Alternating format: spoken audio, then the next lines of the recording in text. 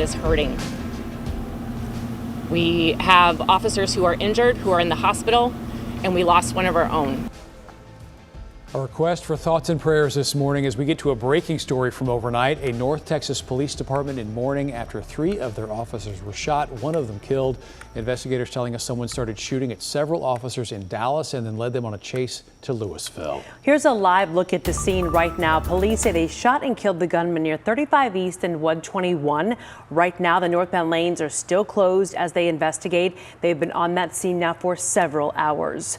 Thank you for starting your day here with us. I'm Kara Sewell. And I'm Mark Histook, and it's been a rough start to the day for so many officers and their families. About an hour ago, we watched as they gathered in a procession for that fallen officer. I want to get to our Chris Sadeghi, part of our team coverage this morning. He was there. He saw the action. He's at DPD headquarters. Chris? Yeah, Mark, we wanted to be here at headquarters to see if people are showing up, putting down the wreaths like we typically see when an officer is killed in the line of duty. Of course, it's still very early. People are just now waking up to this news. But Dallas police, their officers, the colleagues of this fallen officer, they were up overnight to show their support. In fact, they were there saluting and greeting the family of the fallen officer as they were escorted into Methodist Dallas.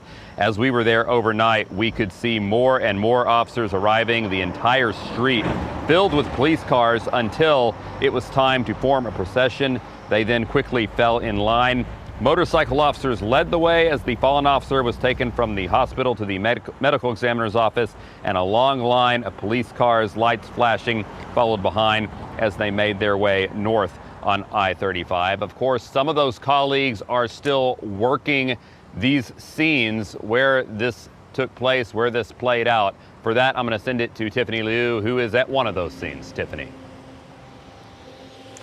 Yeah, Chris, well, this all started about 7 hours ago, but this is still very much an active scene. I know it's hard to see behind me because it is still dark out, and we're also kept a distance away, but there are plenty of police still investigating the scene here where the shooting started. We're here on Ledbetter, and it's actually closed for several blocks, all the way from Marsalis down to University Hills. Police told us this morning, early this morning, that it started at 10 o'clock last night. Sources tell us an officer was responding to a call here. Those sources believe he was ambushed. Dallas Police Department confirmed this morning that officer was shot inside his car. 2 backup officers then came and they were shot as well.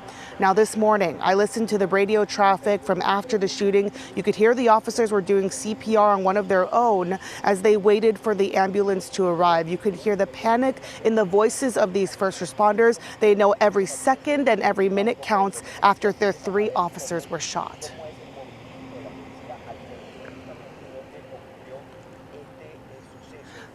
So at this point, we know that one of the officers died. 2 of them are still at Baylor recovering at this point. The story doesn't end here, though. It continues up to Louisville, where Natalie Haddad is.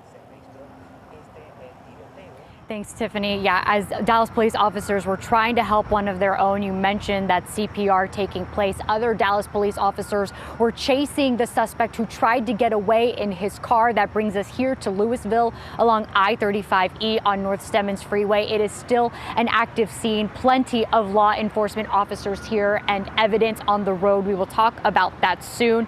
Here is where the chase ended. Texas DPS, Dallas police, and Louisville police all here. Now, WFAA obtained a letter sent to the Louisville Police Department from their chief. It says that just after the suspect shot those 3 Dallas police officers, he began to flee, driving his car north. Dallas police chased the suspect into Louisville, where you see right here. And the suspect reportedly pulled over on North Stemmons Freeway. You may be able to see his car now. He got out of his car with his weapon.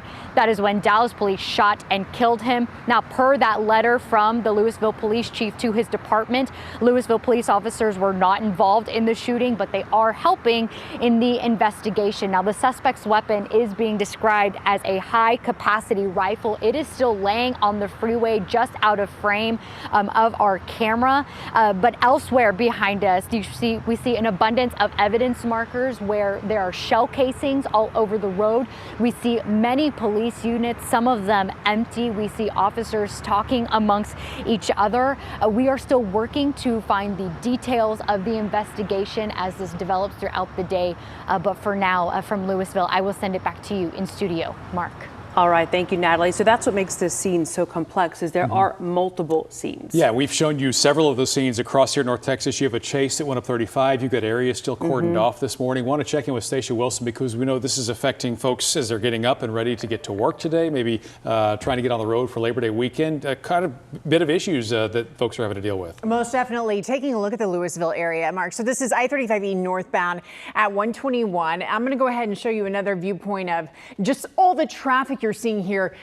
Roads or cars are being forced off the roadway at Corporate, so that is just south of 121. So it's been closed, obviously, since last night, and we have not received word when this is going to open up. Let me go ahead and show you this location. Now, the service road was actually kind of a viable option because traffic was so light. It is now getting a lot busier in that area, so there are a couple alternatives for you to help you get around this. You could just continue 35 north, take 121, so that is before this accident happened, or this situation where they have it closed, and you could head west, and then you could take Grapevine Mills Parkway, and that's going to continue north. You could cut on over along Justin Street or College, and that's going to put you back on 35 and get you around that mess. In fact, I think a lot of folks are already doing that because you can see it kind of pick up in that area. This is